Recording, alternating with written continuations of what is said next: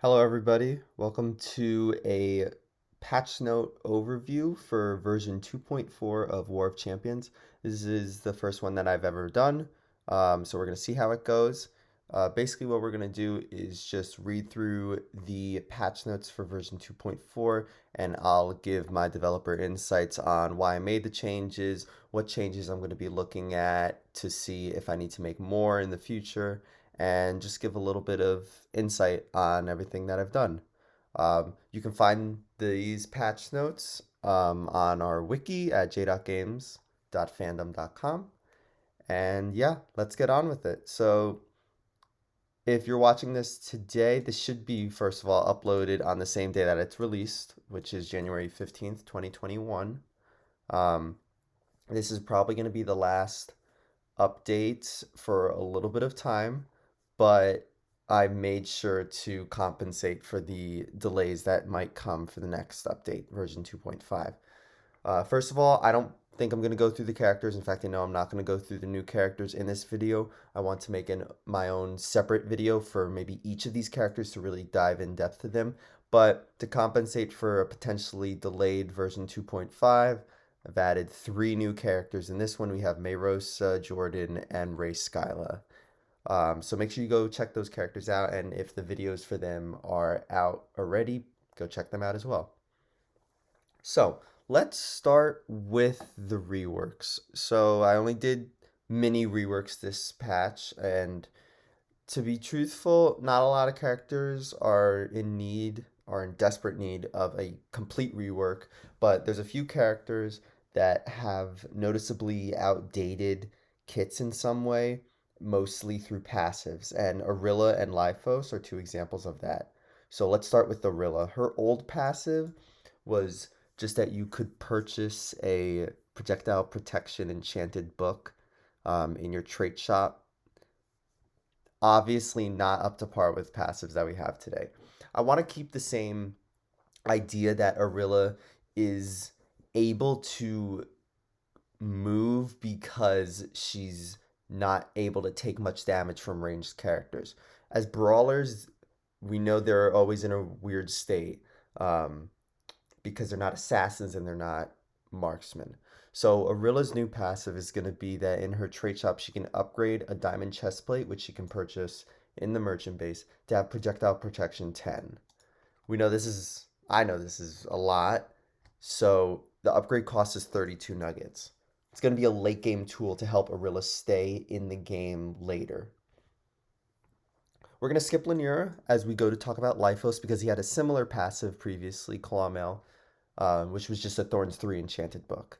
Again, similar to Arilla, we're going to make a change.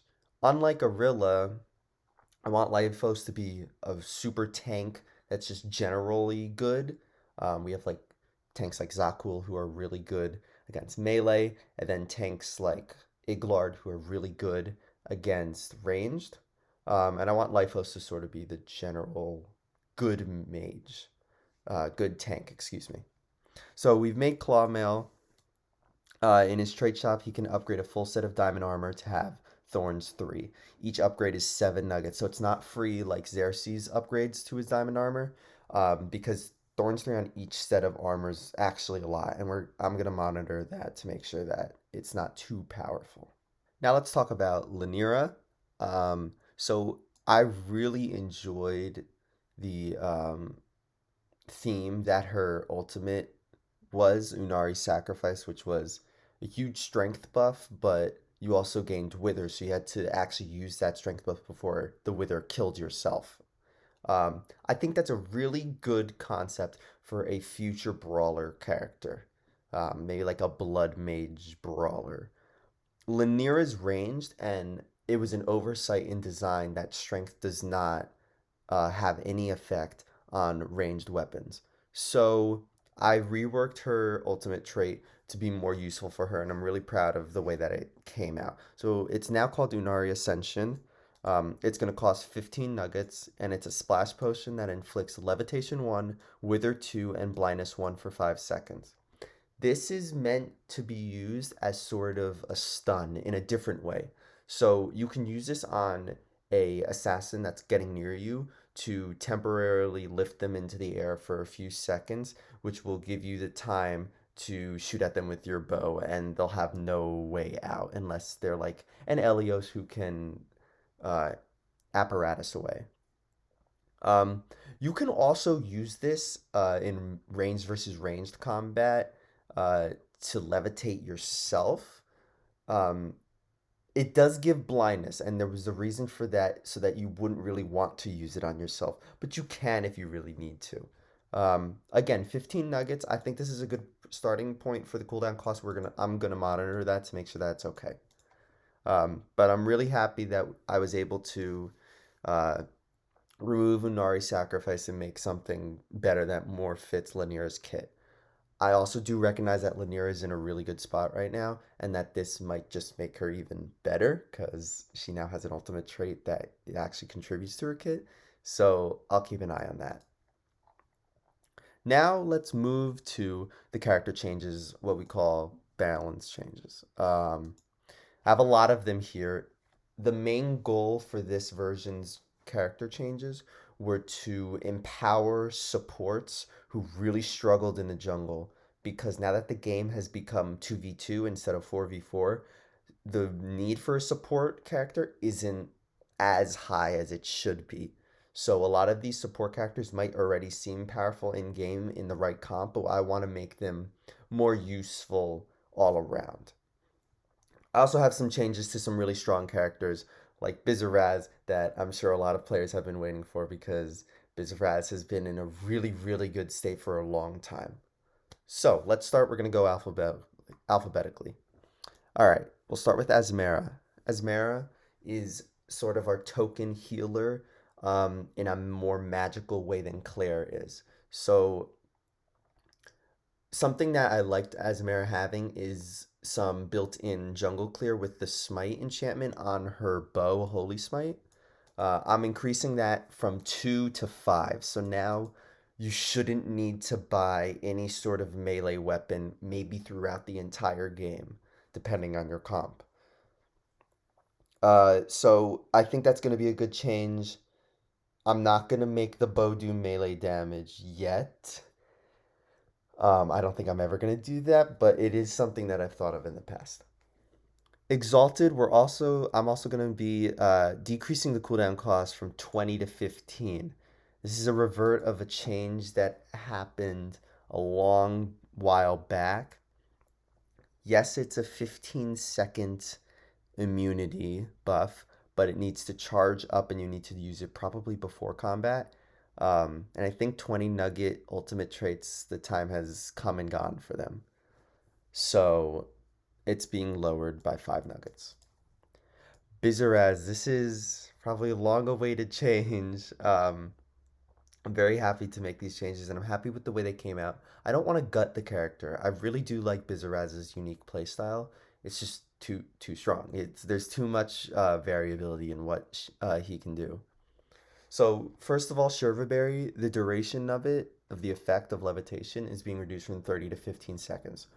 Oftentimes, the 30-second time for it is redundant, because the levitation 2 effect means you rise faster than levitation 1, so you're getting to the ceiling in like 10 seconds. So having 30 seconds of that is just unnecessary, and it would cause players to just kind of be stuck in the ceiling for a long time. The next change that I'm making to Bizaraz is that Storm Breath, the loyalty enchantment level, is being reduced from 3 to 2. Loyalty enchantment determines the rate of speed that the trident returns to the player after being shot out. Um, this was just way too fast. 3 is just way too fast for a character that's going to be in the air a lot. So I want to make players feel like they're having a fair shot against Bizaraz, in that ranged characters shouldn't be gunned down by a Bizaraz that's like 10 feet above them. They should have an equal opportunity to beat them down. And then the last change is that Storm Breath's attack speed is being reduced from 1.1 to 1. Really small change, just trying to continue to discourage players from always using it as a melee weapon, or even having the versatility of it being a melee weapon. Not that I don't want it to be a melee weapon, but it shouldn't be as good or up to par with other melee weapons in the game. Back to supports, we have some Claire changes, and I'm really excited about these changes. Claire was in a really good spot for a while, and then she completely fell off. Part of that is due to the way the game has changed over time and how her healing and ultimate is just decreasing in value as new characters get released. So her passive trait, um, we're just changing it to give Claire a flat plus 20 maximum health. So that means Claire is the first character in our game to have more than 20 maximum health. She has 40. She doesn't need to hold a kit item like she used to have this. This also means that abilities like Regather um, and other healing abilities across other characters' traits will just instantly give her their effect. You don't have to do that cheeky trick where you throw Regather up into the air and then switch to a kit item in order to gain the plus 20 maximum health for Claire's passive. Additionally, I'm increasing Wand of Incandescence's attack damage from 4 to 5. Um, this is just, again, to improve jungle clear, make it so that she doesn't really have to buy a melee weapon at first. She can just focus on other things. Also, decreasing some cooldown costs, regather from 7 to 4. This is to make her healing more consistent in fights for whatever carry she's supporting. Additionally, Overload's cooldown cost is being reverted back to a similar change we made when Asmera's was changed. We're decreasing it from 20 to 15. Next, let's talk about Arilla. Saw the Arilla changes before. I want to make the rest of her kits sort of up to date. So Cleanse now additionally grants Arilla plus 20 armor when held in her main hand. It's important it's main hand, so you still do have to buy armor. Um, I understand this can be redundant late game, so I'm considering changing it to armor toughness if need be, but I'll monitor sort of how Arilla plays during this patch to see if that's a change that I want to make. Cronus, simple change, the agility wand's attack speed is being increased from 1.1 to 1.6. The playstyle of Cronus is really challenging for a lot of players. Um, so for players who don't know how to use Cronus outside of center lane, this buff will help them just straight up fight other people. Um, of course, skilled Cronus players are using the lakes on Champions Battlegrounds to dash around and play, make super outplays against other characters, but um, other players aren't doing that as commonly, so this buff sort of helps that. Another support being buffed, Terra. Um, I really like Terra's design. I don't want to change that whatsoever. I just want to keep buffing the rest of Terra's kit that doesn't really go up to par with other supports. So Rocket Punch's attack damage is also being increased from 4 to 5, like Claire's Wand of Incandescence. Again, just to help clear the jungle better. And cooldown cost of Laser Beam being decreased from 15 to 10. Vinver is our next character being changed. We just have a quick little buff to her. The crystals from her crystallizer bow, the cooldown cost is being reduced from 6 to 3 nuggets to match most other characters. I believe the only other characters that have enhanced nugget costs for their arrows are Iglard. I don't know if there's any else, but feel free to let me know if there's any other characters that you think should deserve the 3 nugget arrow cost instead of 6. Originally, we did 6 nuggets for these types of characters because their arrows weren't just basic arrows, but ranged characters were in a weak spot and we buffed it so that it would be better. Of course, now ranged characters are doing very well, and that transitions perfectly into Xerxes. Xerxes is very, very strong right now if you're good at using a bow. I don't want to knock down the power level, power enchantment of Malice Shot just yet. So I'm starting with a change onto Corrupted Arrow. It's going to be kind of reworked. I'm not calling it a rework, but it's a little change. First of all, it's only 3 arrows, down from 4. Second of all, the effect of the Wither only is level 1 rather than level 2. And because it's only level 1, the duration is being increased from 6 seconds to 12 seconds.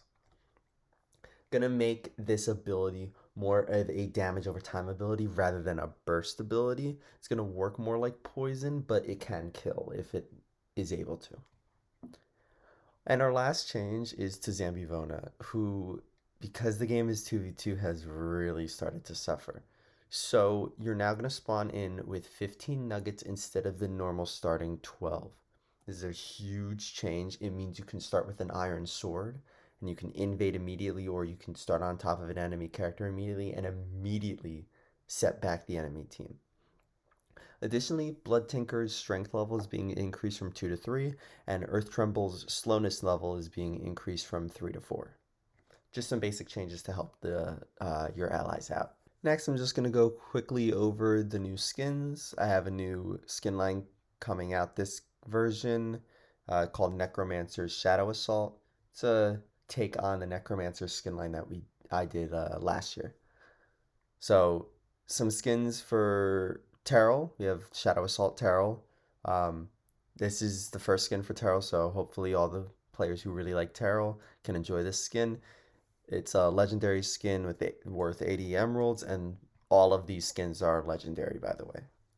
Also have Shadow Assault Ray Skyla, which is for one of our newest characters, and Chronicler of Ruin Claire, which is her third skin. And I want to put this out there. We do have skins coming up for characters like Yivi, who still don't have a skin yet and have been out for a much longer time than other characters have gotten their third skin for. Additionally, we added a new trade shop appearance for Divine Claire, so now all ultimate skins have their unique trade shop appearance. Lastly, two other subjects for changes, merchant-based changes. Potion of Healing is now a splash potion of healing. Characters like Yivi and Xerxes, who have max health bonuses on a trait, can now instantly gain that health back by using this potion. Additionally, the chest has been removed. This is due to one of our new characters, Mayrosa. So go check out the Mayrosa video if it's out yet, which it should be in the near future. Lastly, some other changes. We added a general tooltips book, which includes general tips and tricks for playing the game. I just wanted to allow new players to get into the game easier. So this allows that. I also added character tooltips, which is a book for each character that has one little tooltip to help you get to know that character better. And then lastly, I fixed a popular bug that had to do with Sherva berries costing less nuggets if you used any of Bizaraz's skins. So that's been changed and fixed. And that's going to do it for version 2.4. Remember, go check out the wiki to keep updated. Go download version 2.4 on Planet Minecraft or any other sites that you see War of Champions on, and I'll see you on the Battlegrounds.